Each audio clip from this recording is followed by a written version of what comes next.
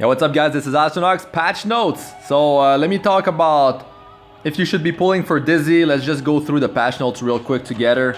It's short, so I'll be talking about, of course, Dizzy the most. If you should be pulling for her. Once again, I mean, it really depends. Like if you have the Covenant Bookmarks, maybe you can make it happen. You can check my how to farm Covenant Bookmarks video. Maybe you want to check me like doing secret shop refreshes, giving you tips about doing that, you know, if it's worth it. Yeah, so check those videos out. Let's go through this real quick before I talk about Dizzy and Necro and Undine, of course, limited banner. I'll talk about what you should be farming in the Guilty Gear collaboration as well. So special side story, visitors from another world, you know, it's the continuation basically, new currency that you're gonna be able to farm for Dizzy's story. And that's well, that's one of the catalysts, rare one that you can get there. But like in starting normal, there's gonna be well, usually there's an epic one as well that shows up. So yeah, you wanna wear, you know, let's say I'm farming on my LENA, right? She's a warrior, so I'm wearing Junkyard Dog on her, and that's what she should be doing. Like if you, I don't know, let's say you do have Torn Sleeve from last year, or maybe you did pull for Baiken and you did get it, then if you are farming, you know, the first week, you should be wearing that one to get more currency. You can see that Junkyard Dog, you'll be getting, you know, this ribbon hairbrush, right? Well, the Junkyard Dog does increase the drop rate, but Torn Sleeve doesn't. It's like the Torment currency and week 1 currency. Necro and Undine is week 1 and week 2 currency. So yeah, wear those artifacts if you wanna, like, you know, use not as much energy when you're farming, grinding for those currencies so you can buy the stuff from the shop. You should be getting at least one soul bad guy, one soul, you know, the Fire 5-star limited hero. I would recommend multiple copies. If you go through the story, you will be getting more copies, of course, so you can unlock his memory imprint. And his self memory imprint is attack percentage from what I remember, and team 1 is defense percentage for top and front position. So it's really nice. Like if you're gonna be using him, let's say in Golem, if you're gonna be using him in all sorts of PvE content, mostly PvP not so much, but yeah. So yeah, of course, the limited banner, Dizzy and Necro and Undine. Talk about that in a second. Powder of Knowledge, right? So that's the powder shop. In here we do have, you know, Alexa's basket. So here's your chance if you want to get that. You know, the greater attack buff when it does trigger with the critical hit chance buff, 50% more crit chance, 75% more attack from greater attack buff. Really cool, like on Arbiter Vildred or like any thief. Maybe your stats are lower, you're waiting for that opportunity, maybe in a real-time arena for it to trigger so you can go ham, you know, with your cooldown, your skill 3, skill 2, whatever. So it opens up a lot of possibility for some crazy burst damage. So that's really cool.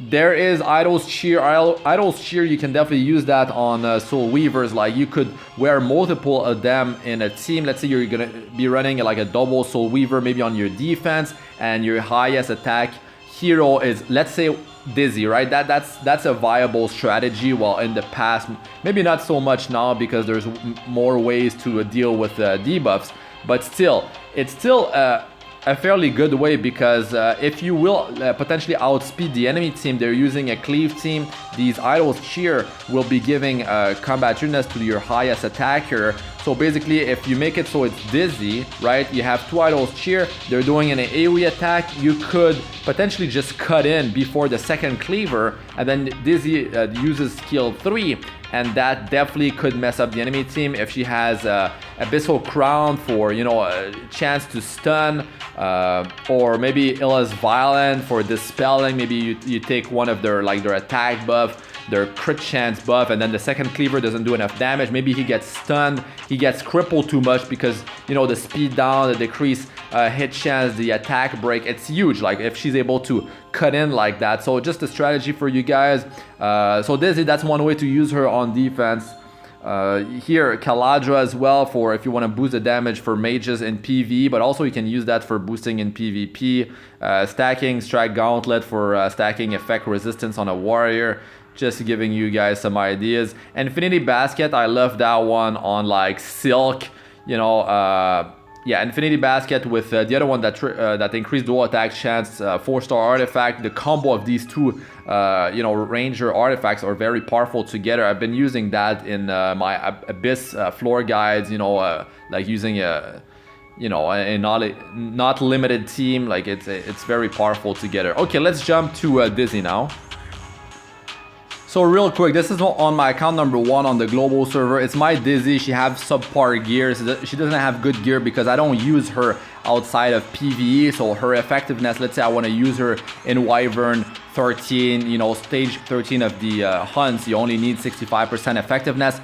Over that is overkill, right? But if you're going to be using her in PvP, then of course you want as much effectiveness as possible so you can land your debuffs, because I mean these are really sweet. You want the -1 turn cooldown on this. The damage not so much, unless you're going to be going for like super high attack on her with an attack buff, and potentially with Tagil's Ancient Book you can like soul burn this, get an extra turn, and then use skill 2, and that deals quite a bit of damage together, right? Unless you get countered, they have immunity set, they're countering you, they're gonna kill her, something like that.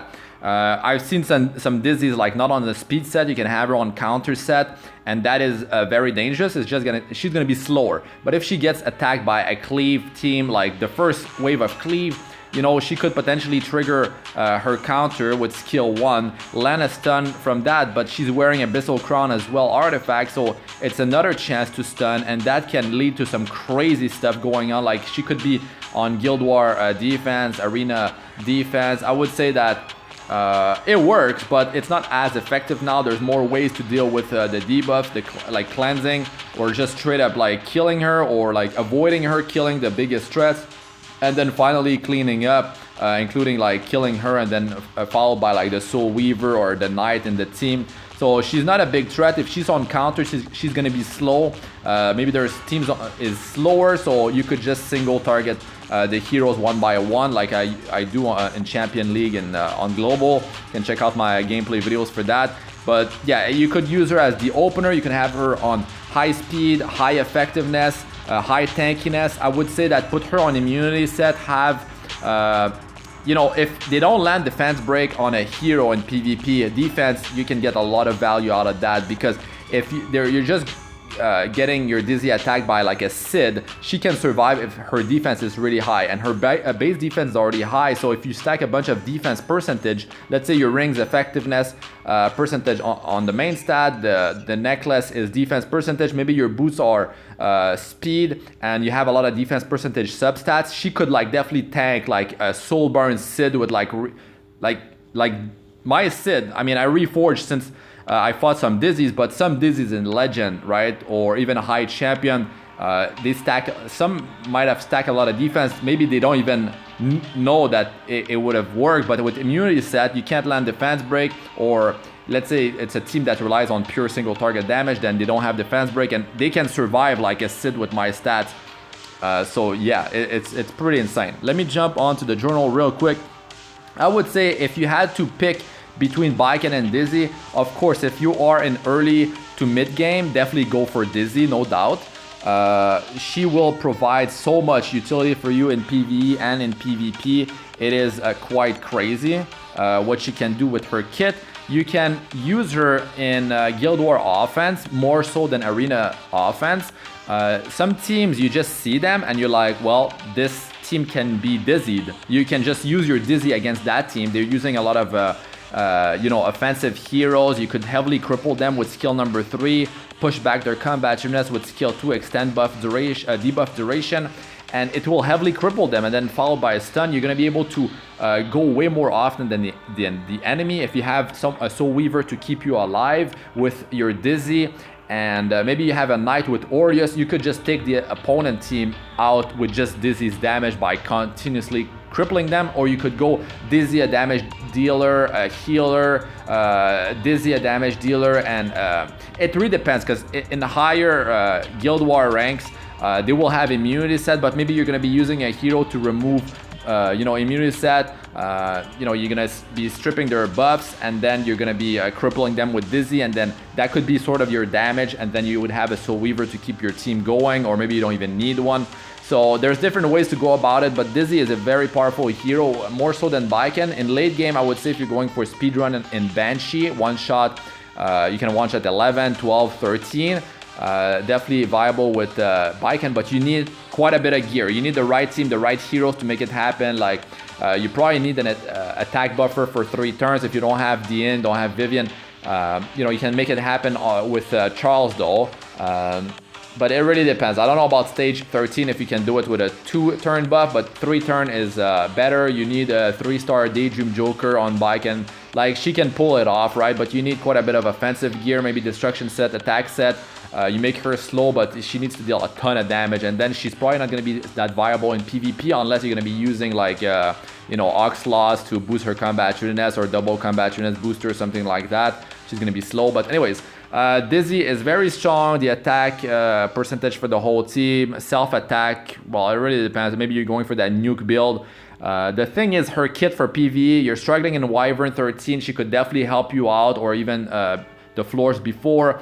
Throughout the whole game, in the Abyss, like, makes so many floors just a joke. Hall of Trials simplifies a lot of, you know, stages that give you a headache.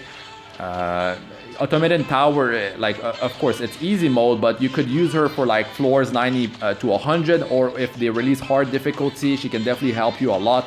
Baiken, you know, it's more like nuke, or like, she could be the combat units booster for the team. Very cool on offense, though. In the Guild War, she can, like, potentially take out someone if they don't have an immunity set, and then the rest of your team pick the second highest threat in the team, and then the battle's pretty much won. You still need to kind of like outspeed. Well, not all cases, maybe you're baiting elements and stuff like that, but I think that's gonna be it for this one, guys. If you do want me to review Dizzy more in depth, I could do that, but I think you guys have a pretty good idea. Now, for the Guilty Gear collaboration, get your Junkyard Dog, get at least 1 copy. You should get one as you progress naturally in there, but if you can get one like that can be limit broken like 5 times, so you can bring it to plus 30 enhance, you can use that on a warrior in Wyvern 13 for an additional, you know, burn debuff for 2 turns. It's great. Put that on Taranor Guard. You can check my free-to-play guide for Wyvern 13, but definitely a strong artifact. Soul, bad guy. Try to get him triple S. Maybe you don't have the energy, you don't have the Sky Stones for refreshing energy, but at least get 1 copy, right? So yeah, Necro and Undine is not a must-get at all, guys. You can't pity that. I went 1,665 Covenant Bookmarks. I didn't get it on this account, so just keep that in mind, right? Never chase a limited artifact. It's just not worth it as free to play. If you spend money, then by all means you can you know, try. But that's gonna be it for this one, guys. Thanks for watching. I'm Astranox. Like, comment, subscribe for more. Press the bell icon to be notified whenever I release a new video, and check out my other videos. They should be showing up on the screen now. I got playlists of all sorts for PvE and PvP, Arena, Guild Wars, guys for Sound 2s and Abyss Floor 62+, as well as best other guides for my early to mid game players. Join my Discord server, over 1,000 members if you want to get help or help the community. I'm Astranox. Stay safe out there. Good luck with all you do. Peace out for now.